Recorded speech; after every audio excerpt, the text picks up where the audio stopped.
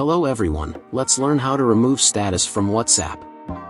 If you've ever posted a status that you'd like to remove or simply want to clean up your status feed, in this video you will learn how to do that. Before we start, leave a like and subscribe for more tutorials like this.